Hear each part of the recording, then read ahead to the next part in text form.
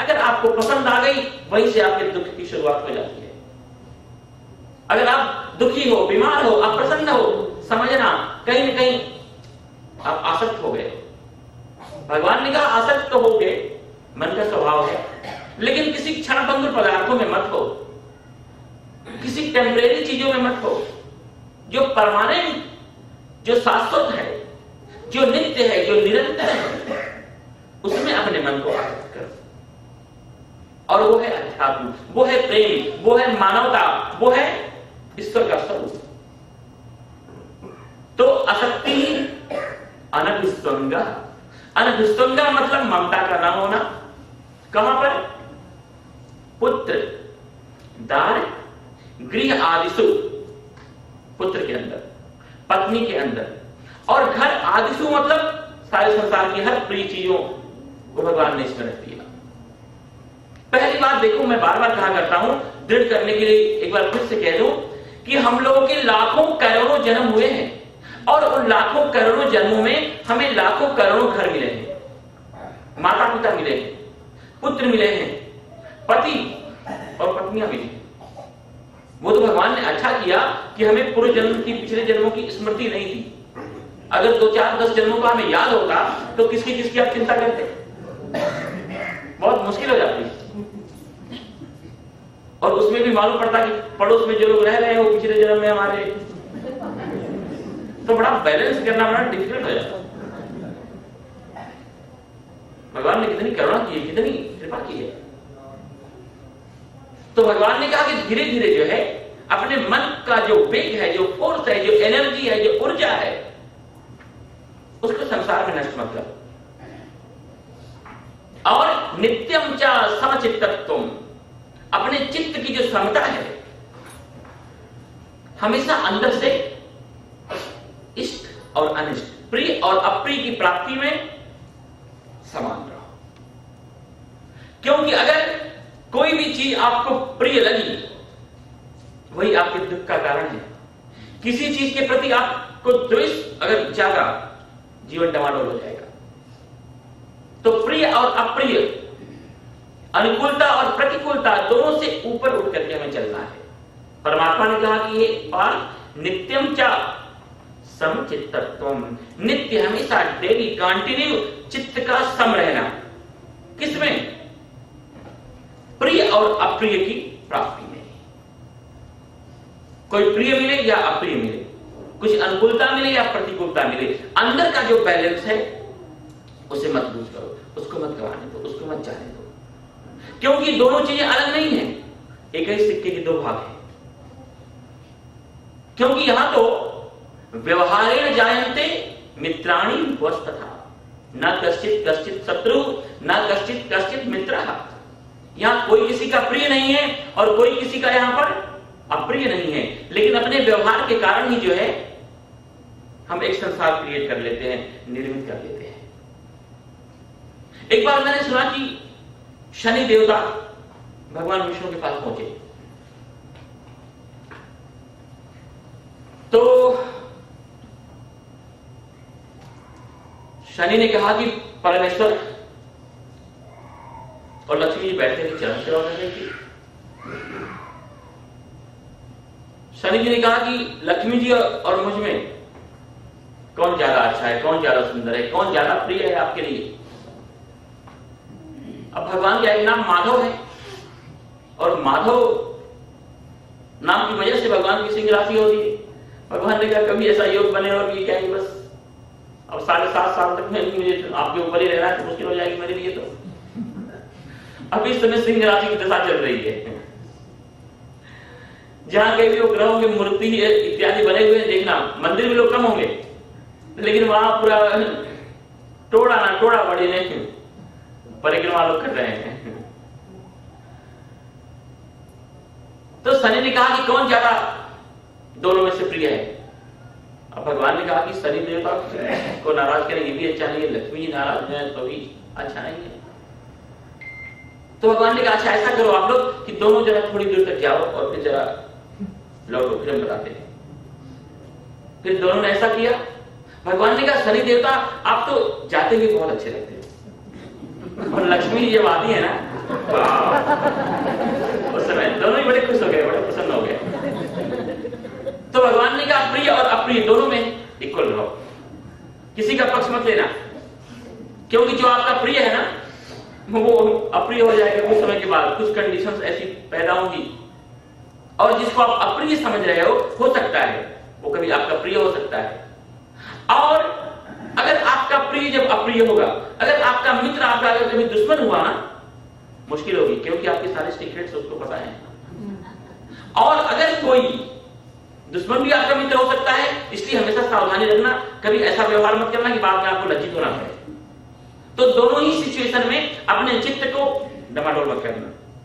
इष्ट अनिष्ट हो पक्तिसु, चाहे इष्ट हो चाहे अनिष्ट हो, चाहे अनुकूलता हो चाहे प्रतिकूलता हो, चाहे प्रिय हो चाहे अप्रिय हो, अंदर से हम किसी के प्रति पक्षपात न करें। भगवान ने कहा इतना ही नहीं, मयि च अनन्य योगेन, मेरे अंदर परमात्मा के अंदर अनन्य योग के द्वारा भक्ति अव्यभिचारिणी भक्ति का होना। अव्यभिचारिणी भक्ति मतलब कि भरोसा केवल एकमात्र परमात्मा का, ईश्वर का, अध्यात्म का, और कहीं भी भरोसा नहीं। भगवान की पूजा करते हो, भगवान को मानते हो और परिक्रमा जाकर कर रहे हो शनि की। अरे ये शनि है कौन, किस चिड़िया का नाम पे? मैं बार बार कहता हूं कि देखो ये जो ग्रह है ये वैसे ही है जैसे पुलिस वाले ठीक है, चाहे तो परेशान कर सकते हैं, लेकिन परेशान तभी करेंगे जब आप कुछ गलत हो, कुछ रॉन्ग हो। उसके बावजूद भी अगर आपका परिचय प्रेसिडेंट के साथ हो तो फिर तो पुलिस वाले आपको सैल्यूट करेंगे 3 बार। तो जो परमात्मा है वो तो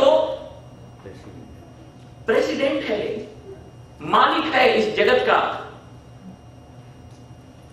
तो अगर इस प्रेसिडेंट के साथ, जगत के मालिक के साथ जुड़े हुए हो, उसके साथ अगर आपका रिलेशन है, तो फिर क्या किसी से डरना।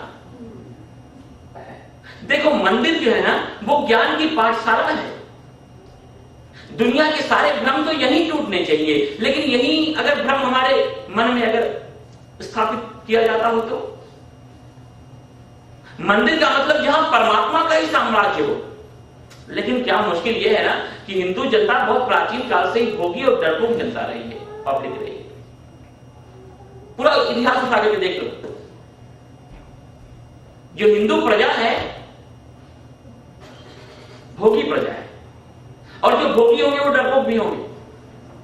अरे बड़े कम ऐसे बहादुर होते हैं जो धर्म के लिए, अपनी सभ्यता के लिए, अपनी संस्कृति के लिए अपना सर्वस्व सोहाग कर देते।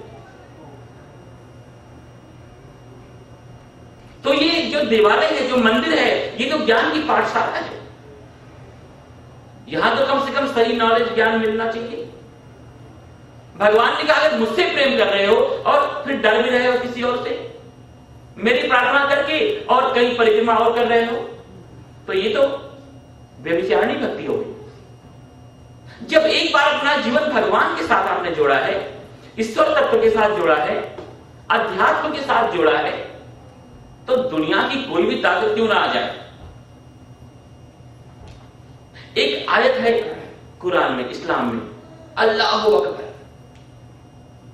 उसका अर्थ यह होता है कि सबसे ग्रेट, सबसे महान, सबसे बड़ा अगर कोई तत्व है, अगर कोई शक्ति है, अगर कोई साम्राज्य है, तो कौन सा है? अल्लाह का है। मुझे इन लोगों की निष्ठा बहुत अच्छी लगती है। देखो आपने ऐसा कोई मंदिर देखा, ऐसे कोई हिंदुओं के तीर्थ देखे जहां पर मुसलमान लोग आकर सर झुकाते हो? मैंने तो नहीं देखा। लेकिन ऐसे में 500 आप लोगों को मजाल गिरा दूं जहां ऐसे बहुत ढेर सारे डरपोक हिंदू जाकर के और सजदे करते हैं, सिर झुकाते हैं। ये कायरता है, ये डरपोकपना है। अरे दुनिया का, अखिल ब्रह्मांड का बनाने वाला अगर कहता हो कि मैं तुम्हारे हृदय में रहता हूं, तो किससे डरते हो?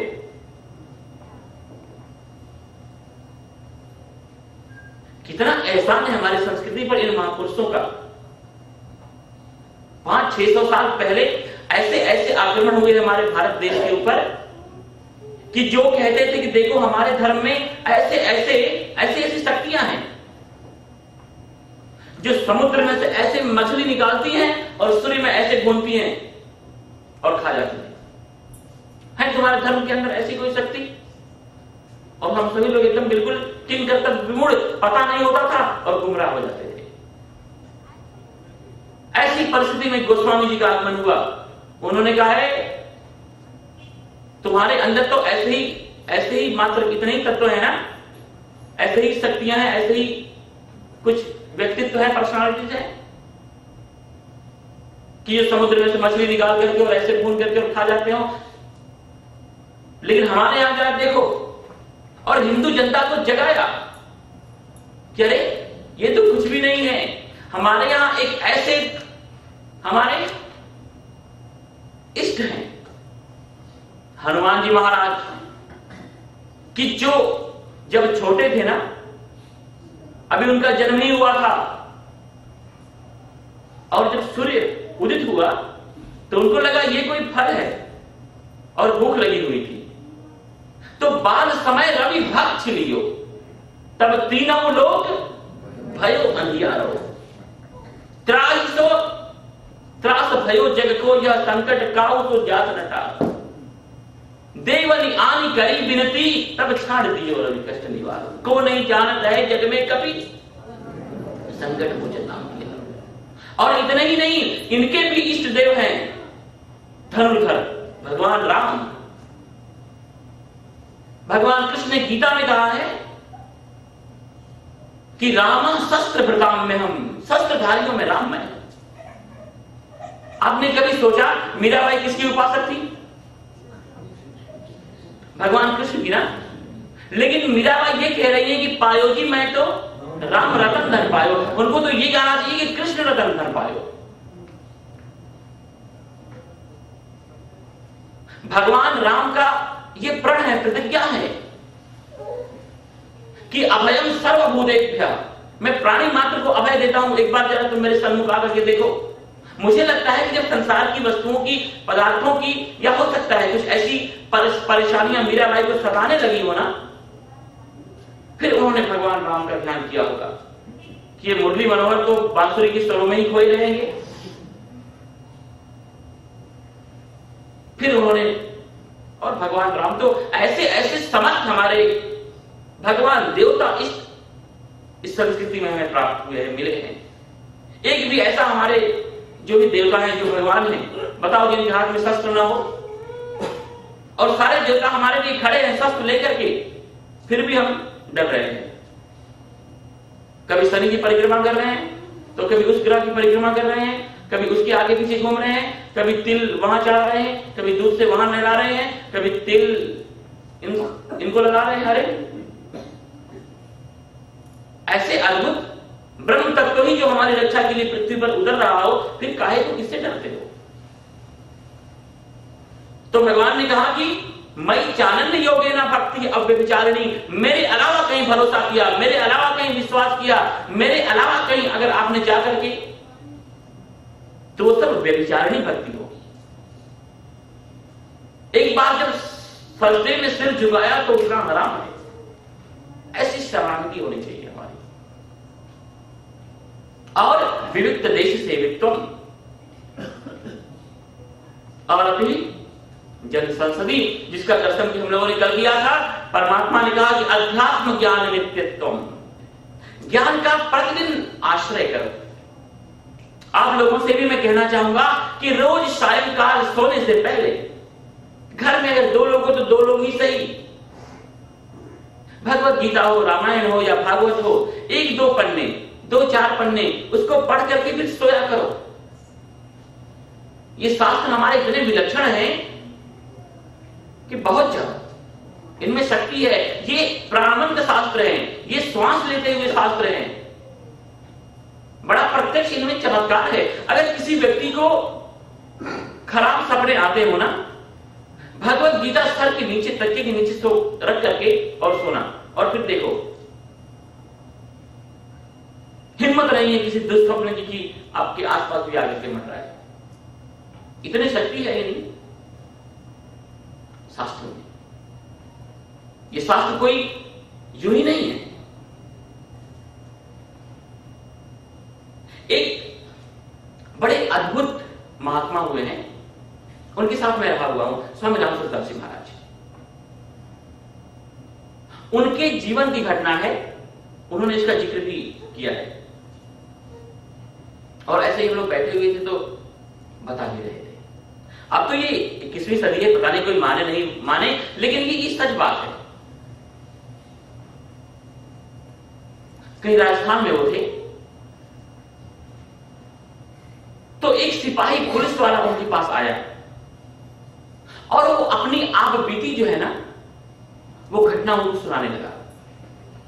उसकी रात्रि की ड्यूटी थी और रात में करीब 1-1:30 बजे वो ड्यूटी से छूटता था और छूट करके और अपने जो उसका क्वार्टर था वहां पर हो जाता और अकेला रहता था। तो एक दिन क्या हुआ, ड्यूटी से छूटा और मोटरसाइकिल लेकर के जा रहा था, तो बीच रास्ते में एक बड़ी सुंदर संभ्रांत स्त्री उसको खड़ी हुई और उसने हाथ दिया। तो इस पुलिस वाले ने सोचा हो सकता है कोई अच्छे परिवार की महिला लगती है, हो सकता है किसी मुश्किल में हो, हेल्प करना चाहिए। तो इसने मोटरसाइकिल रोक दी। तो उसने कहा कि मैं तुम्हारे साथ चलना चाहती हूं। उसने कहा अच्छा ठीक है, बैठ जाए। उसके बाद जो है वो उसके साथ क्वार्टर पर आती और फिर वापस 4 बजे चली जाती। रोज का एक क्रम बन गया। 1-1:30 बजे वो ड्यूटी से छूटता, वो वहां पर उसको खड़ी मिलती, लेकर के वो जाता और 3-1 बजे तक 4 बजे उसके साथ रहती और फिर वो चली जाती। एक दिन क्या हुआ कि दोनों ऐसे ही बैठे हुए थे, सोए हुए थे। तो उस महिला ने ऐसी बात करते करते स्विच वहां से थोड़ा सा दूर था, वहीं से हाथ लंबा किया 5 फुट और स्विच ऑफ कर दिया। उसने कहा ये क्या है भाई? उसने कहा खबरदार, अगर ये बात तूने किसी से भी कही तो मैं तुझे मार दूंगा। उसने कहा भले ही बेशक मैं चुड़ैल हूं। देखो प्रेत आत्माएं होती हैं, हमारे तो इस तरह के बहुत अनुभव हैं। ऐसे ऐसे अनुभव हैं कि इस तरह से सरेआम नहीं कहे जा सकते हैं, लेकिन आपको रोमांच हो जाएगा। ऐसे ऐसे मेरे अनुभव हैं। तो उसने कहा कि अगर किसी से तू कहेगा तो मैं तुझे मार दूंगी, लेकिन मैं तुम्हारा कुछ अहित नहीं करूंगी, मैं तुम्हारे साथ बस केवल रहना चाहती हूं, क्योंकि अतिरिक्त आत्मा थी। अब वो बेचारा डर के मारे किसी से कुछ कहे भी नहीं और 1-1.5 महीने में तो एकदम बिल्कुल पीला पड़ गया, लगा कि वो मर जाएगा। उसके मित्रों ने कहा कि तुझे क्या हुआ है, तू बता, तू किसी डॉक्टर के पास क्यों नहीं अपने आप को दिखाता है? देख तेरा स्वास्थ्य गिर रहा है, कितनी अच्छी तेरी तंदुरुस्ती थी और एकदम बिल्कुल तो पीला पड़ गया। उसने कहा कि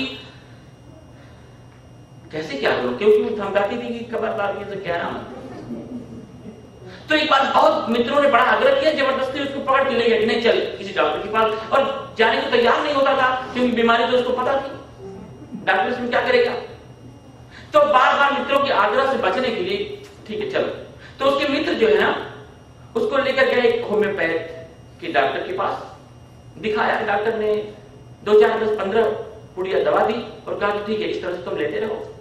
तो दवा लेकर के ऐसे ही आया और वैसे ही अपने उस स्त्री को लेकर के अपने क्वार्टर आगे पीछे बैठा। तो वो स्त्री जो है वो दरवाजे के पास ही खड़ी रही। तो उसने कहा बैठ, तो उसने कहा नहीं, पहले इस शर्ट निकाल करके वहां खूंटी पे टांग दे, उसके बाद में तुम्हारे साथ बैठूंगी। उसने कहा ठीक है कोई बात नहीं, लेकिन वो तो हम बैठो, कहे तो वहां खड़ी हो। तो उसने कहा नहीं, तुम शर्ट निकाल करके वहां टांगो। उसने कहा ऐसा अगर क्यों कर रही है कि शर्ट निकाल करके वहां टांगो? तो उसने कहा कि मान लो कि अगर ये शर्ट मैं नहीं उतारू तो? उसने कहा ठीक है मत उतार, लेकिन जो उसके अंदर तूने दवा रखी है वो रख दो अलमारी में, कबाड़ में। उसने कहा इस दवा में ऐसी क्या बात है भाई? तो दवा लेकर के और ऐसे मुट्ठी में बंद करके बैठ गया।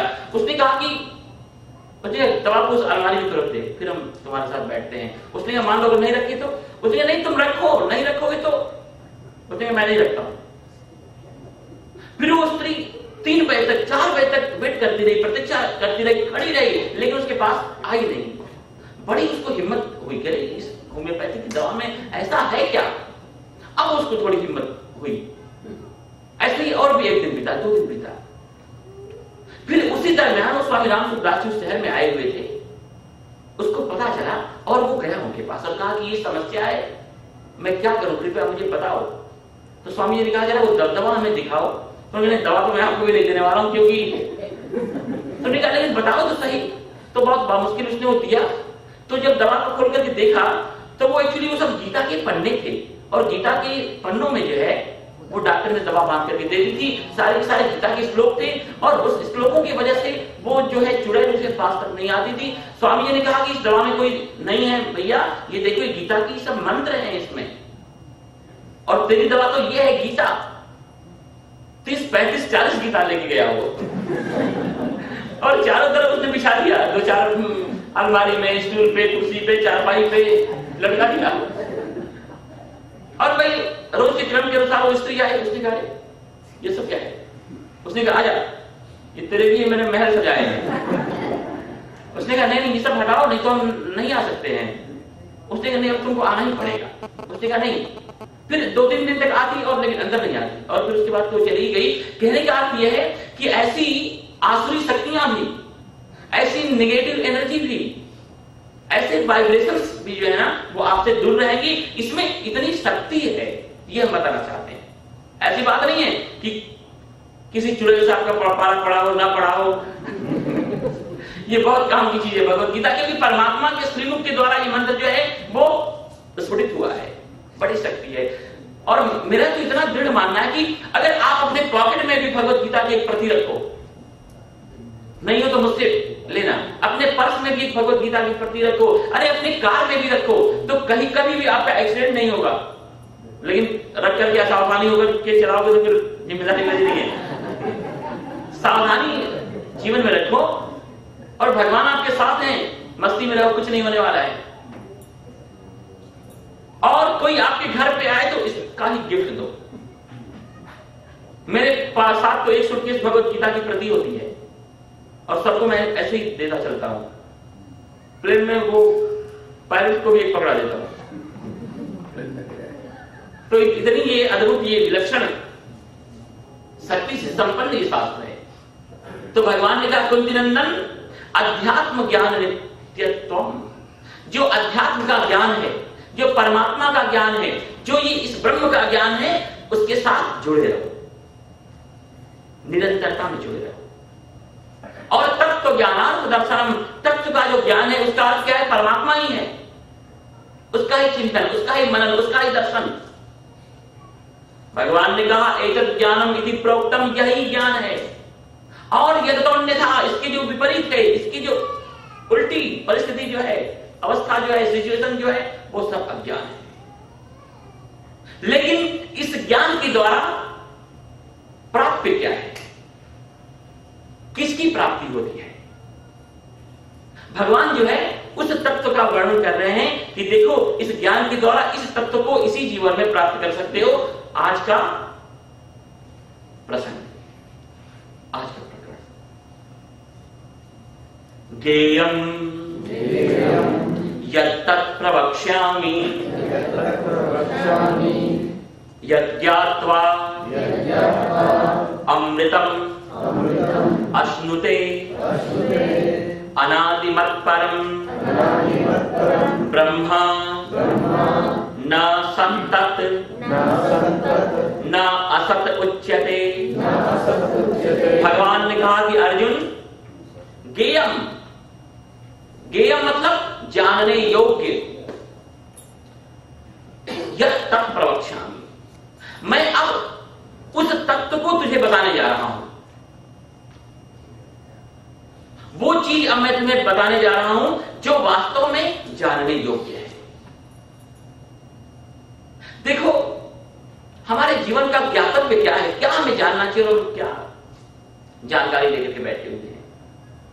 प्राप्तव्य क्या है हमारे जीवन का, क्या प्राप्त करना चाहिए और क्या हम प्राप्त करने के ओर में लगे हुए हैं। जीवन का कर्तव्य क्या है, क्या हमें करना चाहिए और क्या कर रहे हैं। जीवन का गंतव्य क्या है, कहां हमें जाना चाहिए और कहां भटक रहे हैं, कहां भाग रहे हैं। भगवान ने कहा कि ज्ञेयम, जो जानने योग्य तत्व है, जिसको जाने बिना पूरा जीवन हमारा अधूरा है, अपूर्ण है, और जिसको जान लेने के बाद संपूर्ण जीवन परिपूर्ण हो जाता है, उस तत्व को अब मैं तुझे बताने जा रहा हूं। क्यों बताने जा रहे हो? भगवान ने कहा कि यत् ज्ञात्वा अमृतम नश्नुते, जिसको जान करके व्यक्ति अपने जीवन में अमृत तत्व को प्राप्त हो जाता है। संसार में जो कुछ भी अमृत की तरह लग रहा हो ना, उसका परिणाम सब कड़वा और तीखा ही होता है।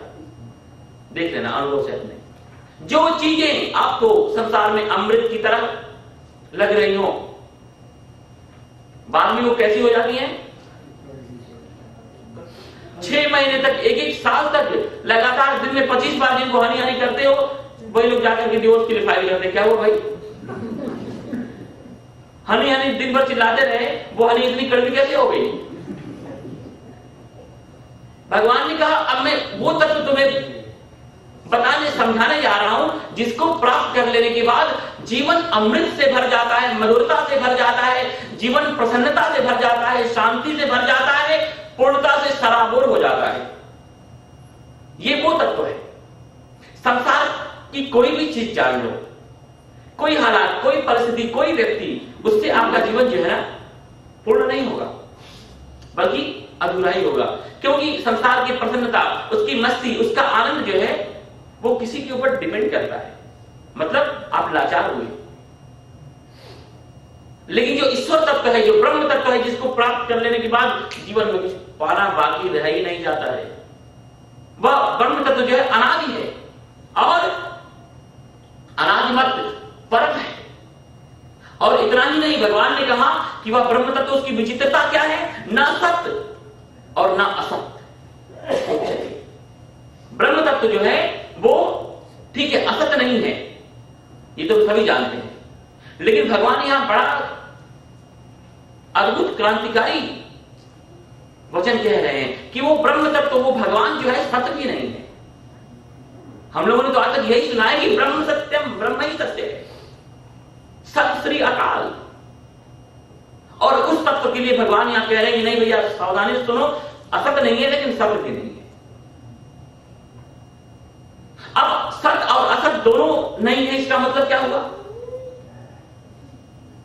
अगर हम कहें कि जैसे यहां पर हमारे जीवन में दिन और रात होते हैं ना, इस धरती पर सूर्य में दिन भी नहीं है और रात भी नहीं है।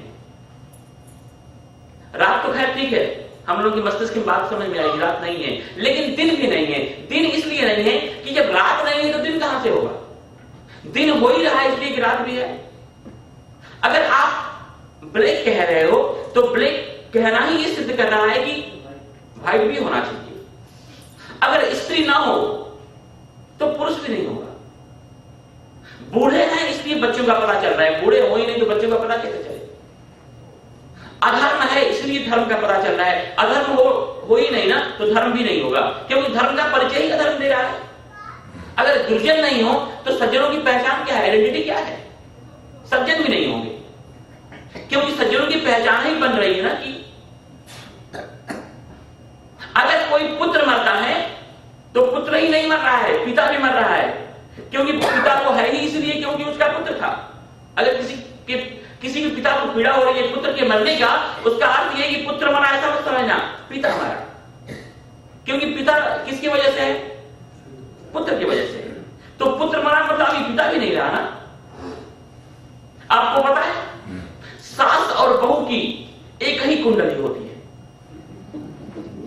उनके जन्म का एक ही मुहूर्त होता है, एक ही उनकी ग्रह दशा होती है। कैसे पता है? कि शादी हुई किसी स्त्री की, अब शादी हुई तो बहू बनी ना, और बहू बनी तो उस बहू की वजह से ही वो सास बनी। बहू के होने का जो टाइमिंग है, जो मुहूर्त है, जो ग्रह दशा है, जो नक्षत्र इत्यादि की स्थितियां हैं, वही, क्योंकि सास का बनना ही बहू के ऊपर डिपेंड करता है। आप लोग मेरी बात समझ रहे हो क्या कहना चाहता हूं? तो भगवान ने कहा कि जो ब्रह्म तत्व है, अगर उसको कहते हो कि सत्य है, तो सत्य कहने का मतलब ही है कि असत्य भी वहां होना चाहिए ना, क्योंकि सत्य हो ही नहीं सकता है असत्य के बिना। असत्य को भी आधार तो सत्य का ही लेना पड़ता है। इसलिए सारे झूठ बोलने वाले देखना आखिर में दोहाई तो सच की ही देते हैं कि मैं सच कह रहा हूं कि ये ऐसा है। तो ब्रह्म तत्व जो है वो असत नहीं है लेकिन सत भी नहीं है। जिस तरह से कि सूर्य में दिन भी नहीं है और रात भी नहीं है। आप कहोगे नहीं दिन तो है, अरे कहां से दिन, क्योंकि दिन होता ही है रात की वजह से। जब रात ही नहीं है तो दिन का सवाल ही पैदा नहीं होता।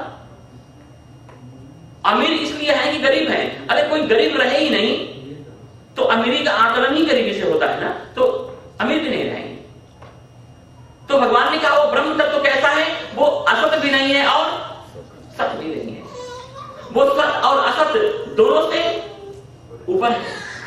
तो जब सत और असत दोनों से ऊपर है तो हे परमेश्वर, हे प्रभु, हे परमात्मन, उसके बारे में थोड़ा सा और मैं बताओ ना। और भगवान गाओ थे सर्वतः पाणिपादं तत् सर्वतोक्षि शिरोमुखं सर्वतः श्रुतिमत्लोके सर्वमावृत्य तिष्ठति। भगवान ने कहा कि कुंती नंदन, वह जो ब्रह्म है वो कैसा है, सर्वतः पाणिपादम, सर्वतः मतलब हर जगह उसके हाथ और उसके पैर है। अब ये कहने का आशय क्या है, भगवान के हाथ हर जगह हैं। भगवान बस केवल प्रेम से उनको पुकारो, उनके हाथ तुम्हें सहायता देने के लिए पहुंच जाएंगे। तुम चाहे कहीं भी रहो, वने रणे संग्रामे संकटे अग्निमत्ते जले मत्ते, कहीं पर भी रहो। भगवान के हाथ जो है वो मंदिर तक ही सीमित नहीं है, प्रेम से पुकारने वालों की कमी है। देखो प्रहलाद ने भगवान को प्रेम से पुकारा तो खंभा तोड़ करके और भगवान प्रकट हो गए, उसकी सुरक्षा के लिए, उसके त्राण के लिए। कोई कमी है तो हमारी वजह से। कभी भी किसी से भी डरने की आवश्यकता नहीं है, क्योंकि हमारे जो इष्ट हैं, हमारे जो मालिक हैं, उनका जो हाथ है वो हर जगह है। कहीं से भी तुम्हें पकड़ लेंगे, कहीं से भी तुम्हें सहारा दे देंगे, कहीं से भी तुम्हें उठा लेंगे, कहीं से भी तुम्हें बचा सकते हैं। सर्वथा पानी हर जगह उनके हाथ है। एक बार किसी भक्त ने परमात्मा की आराधना की, उपासना की, भगवान प्रकट हुए। भगवान ने कहा बोल तुझे क्या चाहिए। उस भक्त ने कहा बस मैं इतना ही चाहता हूं कि मेरे साथ रहो। भगवान ने कहा चल मैं तेरे साथ रहूंगा। उसने कहा लेकिन मुझे कैसे मालूम पड़ेगा कि आप मेरे साथ रह रहे हो। भगवान ने कहा कि ठीक है, तू देख लेना, हमेशा तेरे साथ साथ जो है मेरे भी पैरों के निशान होंगे, समझना मैं तेरे साथ चल रहा हूं। और उस दिन से वो जब भगवान का भक्त चलता ना तो उसके 2 पैर के निशान जमीन पर पड़ते, 2 और पड़ते, तो बड़ा मस्ती में रहता कि वाह भगवान हमारे साथ चल रहे हैं। एक दिन क्या हुआ कि भयंकर तपते हुए रेगिस्तान से गुजर रहा था, निकल रहा था, और जब उसने देखा तो जो निशान पड़ते थे 2 वो गायब थे। उसने कहा अच्छा आज थोड़ी गर्मी हो गई, ये रेती तप रही है, तो भाग खड़े हुए। अच्छा ठीक है, शाम को हम पूछेंगे। जब फिर पूजा में बैठा, भगवान प्रकट हुए, उस भक्त ने तुरंत कंप्लेन किया, शिकायत की कि आज जब भयंकर जब गर्मी थी, पूरी रेती जो है वो तप रही थी, उस समय आप भाग खड़े हुए। भगवान ने कहा उस समय मैं भाग नहीं खड़ा हुआ। उस भक्त ने कहा नहीं, मैंने देखा आपके पैरों के निशान नहीं थे। भगवान ने कहा अरे बेवकूफ, वो जो 2 पैरों के निशान तूने देखे ना वो मेरे ही थे, मैं ही तुझे अपने हाथ में उठा करके चल रहा था, वरना तू तपती हुई रेतीली रेगिस्तान की भूमि को कैसे पार कर पाता। वो जो पैरों के निशान थे वो मेरे थे, तेरे नहीं थे ब्रह्ममत जी। तो सर्वदा पानी हर जगह भगवान के हाथ है और हर जगह पैर वाले भगवान है। कहीं भी रहो दौड़ करके आपको बचाने के लिए पहुंच ही जाएंगे। देखो द्रौपदी ने राजसभा से परमात्मा को पुकारा और तत्क्षण भगवान ने अपने भक्तों को कैसे कैसे बचाया है ये मुझे आपको बताना है, लेकिन कहां से बताऊं। पूरा का पूरा महाभारत, जितने भी सारे पुराण हैं वो ऐसे ही ज्वलंत उदाहरणों से भरे पड़े। ऐसे ज्वलंत उदाहरण से कि किस तरह से परमात्मा ने दौड़ करके और अपने भक्तों को बचाया है। वो गज और ग्राह की आपने कथा सुनी होगी, मतवाला हाथी जो जल विहार करता था अपने परिवार कुटुंब के सहित। एक दिन क्या हुआ कि ग्राह ने उस मतवाले हाथी के पैर को पकड़ा और दोनों ही बड़े बलवान थे। सुखदेव जी ने कहा कि परीक्षित 10,000 साल तक दोनों में युद्ध होता रहा, लेकिन हाथी तो स्थल का प्राणी था, जल में उसकी शक्ति धीरे धीरे क्षीण पड़ती गई और जो ग्राह था वो जल का प्राणी होने की वजह से उसकी शक्ति जो है कम नहीं पड़ती गई। और अंत में क्या हुआ कि अगाध जल में वो ग्राह गज को पकड़ करके और खींचने लगा। उस हाथी के जितने भी परिवार वाले थे, भाई बंधु कुटुंब, उसकी पत्नियां, सभी ने मिलकर के हाथी को बाहर निकालने की कोशिश की, लेकिन सारे के सारे प्रयास विफल हो गए। और इतने में तो वह ग्राह उसके पैर को पकड़ करके और अगाध जल में खींचे लिए चला जा रहा। हाथी ने सोचा कि अब हम बचने वाले नहीं हैं, और तभी तक उसको सामने जो है सरोवर में एक कमल का फूल खिला हुआ दिखाई पड़ा। उसने कहा कि अरे इस शरीर के शक्ति की वजह से अपने मर्मस्थ में मैं एकदम बिल्कुल डूब करके, और कभी मैंने भगवान को याद नहीं किया। अब तो हमारे प्राण ठहरने वाले नहीं है, रुकने वाले नहीं है, अब तो मरना ही है। ये एक गज का जो मन था भगवान के लिए बिल्कुल विभोर उठा। उसने कहा कि अगला क्षण ही मृत्यु का क्षण होगा, और उसने अपने सूंड से वो कमल का फूल तोड़ा और कहा कि हे परमेश्वर, ये मैं तुम्हें अर्पित कर रहा हूं, मेरा उद्धार करो, मुझे बचाओ। अब दुनिया की कोई भी शक्ति, मैं अपने मन में पागल था कि मुझसे बड़ा कोई शक्तिशाली नहीं होगा। अपने परिवार की वजह से मैं इतना अभिमान करता था कि मेरा कुटुंब, मेरी पत्नियां, मेरे बच्चे इतने सशक्त हैं, लेकिन कोई भी शक्ति जो है मेरे लिए काम के लिए कारगर सिद्ध नहीं हुई। अब तो तुम्हारा ही आश्रय है। और भगवान ने जब उसकी आवाज सुनी कि कोई मेरा भक्त प्रेम से पुकार रहा है, भगवान ने कहा चलो गरुड़, आज तुम्हारी परीक्षा का दिन है। और कहते हैं कि गरुड़ का जो वेग है ना, मन से भी ज्यादा उसका वेग है, और गरुड़ ने अपनी पूरी शक्ति लगा करके उड़ान भरी। लेकिन भगवान को लगा कि नहीं, ये भी उड़ान पर्याप्त नहीं है, शायद अगर मैं पहुंच नहीं पाऊंगा तो फिर कोई भी मेरा भक्त मेरे ऊपर भरोसा ही नहीं करेगा। भगवान को उस गरुड़ की शक्ति भी, उसका तीव्रगामी वेग भी कम मालूम पड़ा, और भगवान कूद पड़े गरुड़ पर से। भगवान की विवलता, बेचैनी, व्याकुलता तो अपने भक्तों को बचाने के लिए देखो, छलांग लगाई भगवान ने। उसके बाद भी उनको संतोष नहीं हुआ कि नहीं, ये भी कम है, और वहीं से भगवान ने सुदर्शन चला करके और ग्राह को मारा। ग्राह का उद्धार हुआ, और फिर बाद में भगवान ने हाथी को दर्शन दिया, हाथी का उद्धार हुआ।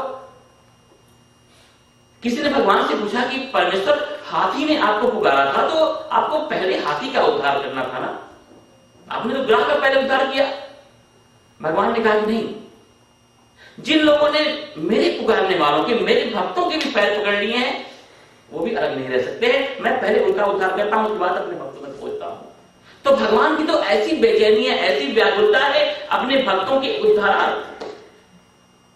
ऐसे इस परम तत्व परमात्मा को प्राप्त कर लेने के बाद भी अगर हम दुखी हैं, परेशान हैं, चिंता, एंजाइटी, विषाद, फ्रस्ट्रेशन में डूबे हुए हैं, तो बोलो दोष किसका है? महाभारत में ज्वलंत उदाहरण आता है कि महाभारत के 17 दिन के युद्ध बीत चुके थे। 18वां दिन का जो युद्ध था वो दुर्योधन और भीम का गदा युद्ध था। दुर्योधन बड़ा घबराया। दुर्योधन को लगा कि कल के युद्ध में ये भीम मुझे मार डालेगा, क्योंकि जब भी कोई व्यक्ति असत्य के साथ, अधर्म के साथ, दुराचार के साथ, अन्याय के साथ जुड़ा होता है, वो अंदर से कमजोर, खोखला और वीक हो जाता है, दुर्बल हो जाता है। दुर्योधन दौड़े दौड़े जो है पहुंचे धर्मराज युधिष्ठिर के पास और कहा कि भ्राता, आप तो धर्मराज हो, मैं बहुत डर रहा हूं, मुझे डर लग रहा है। अरे भाई क्यों, तू तो इतना बहुत बड़ा गदाधारी है, बलिष्ठ, क्यों डर रहा है? दुर्योधन ने कहा कि कल मेरा और भीम का गदा युद्ध है, और मुझे लग रहा है कल के इस गदा युद्ध में भीम मुझे मार डालेगा, कृपया कोई मुझे उपाय बताइए। और देखो युधिष्ठिर तो कैसे कैसे उस जमाने के लोग थे। धर्मराज ने कहा कि अरे दुर्योधन चिंता मत कर, मां जो है वो सती है। हाँ वो तो पता है, लेकिन तो धर्मराज ने कहा कि तू ऐसा कर कि बिल्कुल निर्वस्त्र होकर के और उसके सामने चला जाए और उससे कहना कि अपने आंख की पट्टी खोल करके एक बार तुझे देख ले, और अगर उसने ऐसा किया तो तेरा पूरा का पूरा सर्वांग संपूर्ण शरीर जो है वो वज्र का हो जाएगा। तुझे एक भीम तो क्या 10,000 भीम एक साथ मिलकर के भी मारे तो इन 17 दिनों के युद्ध की तेरी थकान थोड़ी सी कम होगी। और इतना सुनते ही दुर्योधन तो खुशी के मारे उछला और दौड़ करके वहां से भागा कि अब कल की विजय श्री तो मेरे गले में ही। और जब भगवान को ये पता चला, भगवान ने कहा इतनी कोशिश के बाद, इतनी मुश्किलों के पश्चात भी कैसे भी करके झूठ बोल करके साम दाम दंड भेद लगा करके मैंने धर्म को, सत्य को, न्याय को जिताने की कोशिश की थी, लेकिन अंत में ये धर्मराज ने सबके ऊपर पानी फेर दिया। अब मैं क्या करूं? लेकिन भगवान ने कहा मेरा तो प्रण है कि कौन्तेय प्रति जानीहि न मे भक्ता प्रणश्यति, कि एक बार जिस व्यक्ति ने अपने जीवन की लगाम मेरे हाथों में संभाल दी है, किसी भी संजोग में, किसी भी हालात में, किसी भी परिस्थिति में मैं उस व्यक्ति का कभी भी अकल्याण, अहित, नुकसान, पतन या उसकी हार होने ही नहीं देता। महाभारत कार ने लिखा है कि दुर्योधन के आगे बीच रास्ते में अचानक भगवान प्रकट हो गए। भगवान ने कहा अरे दुर्योधन जी भैया कहां भागे जा रहे हो इतने खुश होकर के? दुर्योधन ने कहा कि नहीं आज मत, बस मैं अभी बहुत जल्दीबाजी में हूं, कृपया आज कल हम लोग बात कर लेंगे। भगवान ने कहा अरे दुर्योधन खुशी बांटने से बढ़ती है और दुख बांटने से कम होता है, क्या तुम नहीं चाहोगे कि तुम्हारी खुशी और भी ज्यादा बढ़े? उसने कहा हाँ ये तो मैं चाहूंगा, जरा मुझे भी बताओ ना कि कौन सी खुशी लेकर के तुम इतने ऐसे भागे जा रहे हो। दुर्योधन ने कहा कि जो ठीक है सुन लो, मैं गया था धर्मराज के पास और उन्होंने कल की विजय श्री मेरे ही गले में पड़े, इसके लिए उपाय चाबी मुझे बता दिया है और अब देखना कल क्या होता है। भगवान ने कहा लेकिन क्या बताया ये तो बता। दुर्योधन ने कहा कि नहीं, उन्होंने कहा है कि मैं बिल्कुल निर्वस्त्र होकर के और अपने मां के समक्ष जाकर खड़ा हो जाऊं और वो अपनी आंख की पट्टी खोल करके एक बार मुझे देख ले तो मेरा पूरा का पूरा शरीर वज्र का हो जाएगा। भगवान ने कहा अरे दुर्योधन इन 17 दिनों में इतने लाख लोग मरे हैं ना कि वो तो धर्मराज हैं, ये इतनी हिंसा देख करके, इतने लोगों का मरना देख करके वो तो बड़े कोमल हृदय के हैं। मुझे लगता है कि थोड़ा सा यहां कुछ सब कुछ अव्यवस्थित हो गया है। अरे तू सोच, तेरी मां सती है और अब तू छोटा सा बच्चा नहीं है कि बिना कपड़े के दौड़ कर जाएगा और तुझे गोद में उठा लेगी। तू अब 60 साल का है, 80 साल का हुआ तू, पूरा का पूरा तो संपूर्ण नौजवान है। भले ही वो तेरी मां है लेकिन अब उस तेरी मां के लिए भी तू पर पुरुष की तरह है। अरे भीम तो तुझे कल मारेगा या नहीं मारेगा ये तो कल की बात है ना। अगर कहीं उस सती को क्रोध आ गया और उसने तुझे श्राप दे दिया तो एडवांस तू जल करके भस्म हो जाएगा वहीं पर। ठीक है, जहां तुझे मरने की इतनी उतावली पड़ी है तो कौन रोकने वाला है? दुर्योधन ने कहा कि ये भी बात तो सच है, क्योंकि मैं छोटा सा बच्चा तो हूं नहीं, 2-2.5 साल का, 3 साल का। ये तो मर्यादा की बात है और मेरी मां सती है, मैं बिल्कुल निर्वस्त्र होकर के उसके सामने जाऊंगा और मैं उसके लिए पर पुरुष की तरह हूं, तो हो सकता है कि उसको क्रोध आ जाए। दुर्योधन ने कहा केशव तो फिर मुझे बताओ क्या करूं मैं? भगवान ने कहा यही तो मैं कब से कोशिश कर रहा था लेकिन तू सुने तो सुनने को तैयार ही नहीं है। दुर्योधन ने कहा कि नहीं, कृपया मुझे मार्गदर्शन कीजिए। भगवान ने कहा ऐसा कर कि धर्मराज की भी बात रह जाए और तेरी मर्यादा का निर्वाह भी हो जाए, इसलिए कटी भाग पर जो है तू फूलों का गजरा लपेट करके जा।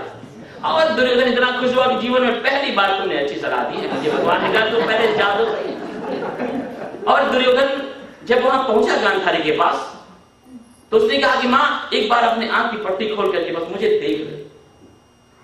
व्यास जी ने कलम चलाई है महाभारत में कि पट्टी खोलने के साथ ही साथ गांधारी ने कहा कि अरे दुर्योधन तुझे मार्ग में कृष्ण मिले थे क्या? तो दुर्योधन ने कहा हाँ मिले तो थे, लेकिन तुम ऐसा क्यों पूछ रही हो? गांधारी ने कहा कि बेवकूफ मूर्ख